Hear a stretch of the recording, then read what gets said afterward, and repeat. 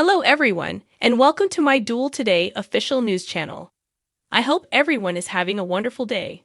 Before we begin, please hit the subscribe button and give this video a thumbs up. When Julie and Chad arrived at Doug and Julie's house, Everett was in a panic and broke the news of Holly's overdose. Given the persistent drug problem in Salem, Julie questioned what was really going on in the city. Both Chad and Everett acknowledged that the issue wasn't exclusive to Salem and concurred that there was a drug epidemic throughout the nation. Everett declared his intention to utilize his authority as a journalist to identify the parties behind Salem's drug problem. Chad concurred that using the Spectator could benefit the general public in light of this. In order to create a petty cash fund and provide confidential narcotics informants with a means of being incentivized to speak with Everett, Everett requested $5,000 from Chad. Everett stated that money was frequently the only option to obtain information, while Chad appeared apprehensive. Julie didn't appear to think Everett could get real drug traffickers to talk, but Chad was persuaded by Everett that it was worth the chance and effort. To support Everett for the fund, Chad consented. Everett expressed gratitude to Julie and Chad for their help. Everett was urged by Chad and Julie to use his position to help save lives. Chad said Julie he hoped the Spectator could make Salem a safer place for everyone when Everett went.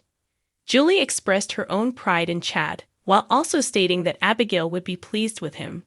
When Julie invited Chad to return to the house with her and Doug, he was taken aback. The offer touched Chad, and he took it. Julie was overjoyed and put her arms around Chad in celebration. When Julie brought up Abigail again, she remarked that Abigail had experience showing and receiving love. Because you have so much love to offer and receive, you have a full life ahead of you. You recall that. Julie said, "You hold on to that," and Chad started to smile. While Eric and Sloan were raving over Jude in their apartment, Marlena gave Eric a frantic call and informed him of Holly's overdose. Eric was asked to see Nicole at the hospital by Marlena.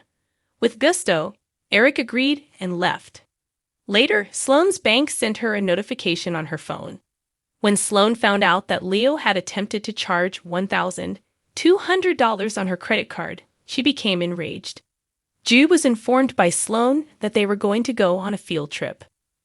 Leo was confronted by Sloane about his lavish purchases shortly after she stormed into his room at the Salem Inn. In his Lady Whistleblower column, Leo promised to reveal Sloane's secrets if Sloane didn't keep footing his extravagant bills.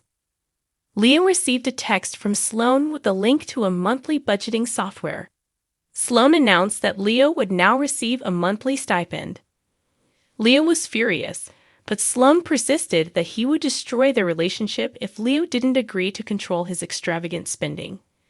Leo shook hands with Sloane and agreed to use the budget app. Nicole scolded herself in Holly's hospital room for failing to see indications that Holly had been troubled in the days preceding her overdose. Nicole begged for Holly's pardon. Nicole was accompanied by Kayla and Marlena. Kayla observed that Holly was functioning better mentally now that the narcotics had left her system. Holly would have to stay on the ventilator for the rest of her life, Kayla said.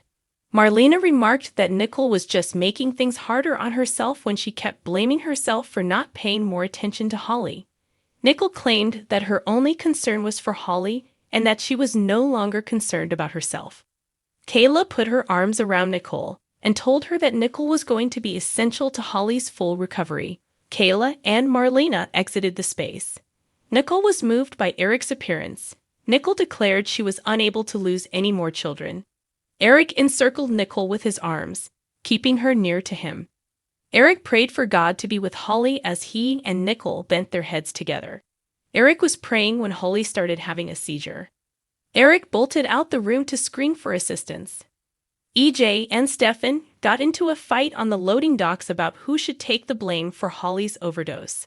Stefan screamed that EJ was the only one who could have assisted in getting rid of Clyde from Salem.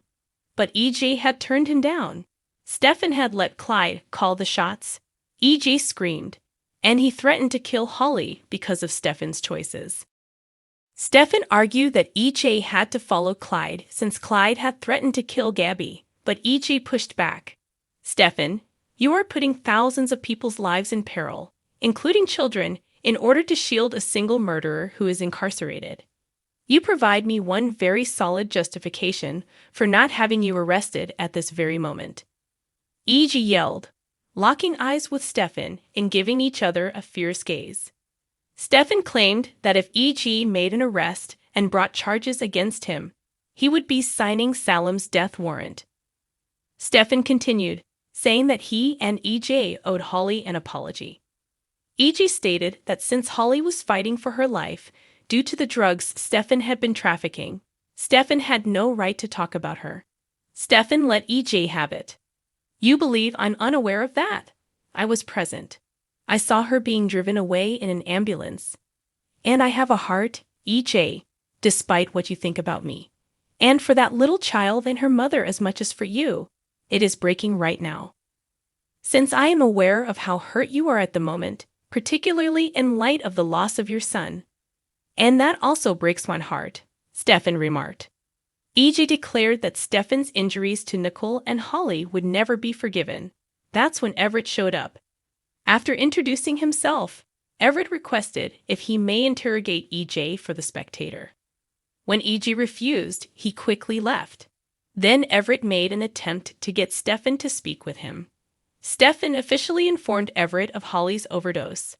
Everett questioned Stefan about his sense of guilt regarding the overdose. According to Stefan, he didn't.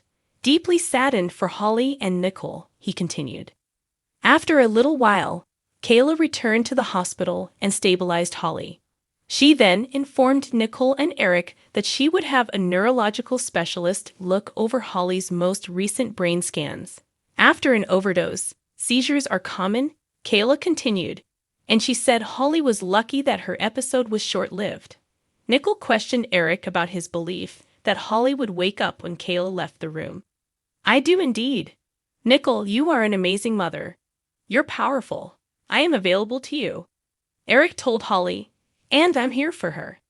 After Nicole thanked Eric, they hugged right before E.G. came in. When Harris leaves in a few months, he should definitely get on that before he kills another police officer. However, Wendy has shown that she is quite skilled at prying into private matters and carrying out independent research. If it turned out that she was the one who unwillingly proved Gaby's innocence, wouldn't that be one crazy twist? After all, assisting Tripp in helping his mother will also force her to cross paths with Stefan and perhaps even Gaby. In summary, the Shins are not out of the picture just yet. It remains to be seen, however, if Wendy would put up with such brutality if Light did emerge alive having staged the entire incident. We would, at the absolute least, guarantee the reappearance of the fierce, no-holds-barred Wendy from before. Thanks for watching if you like this video. So please don't forget to subscribe my channel and don't miss any updates.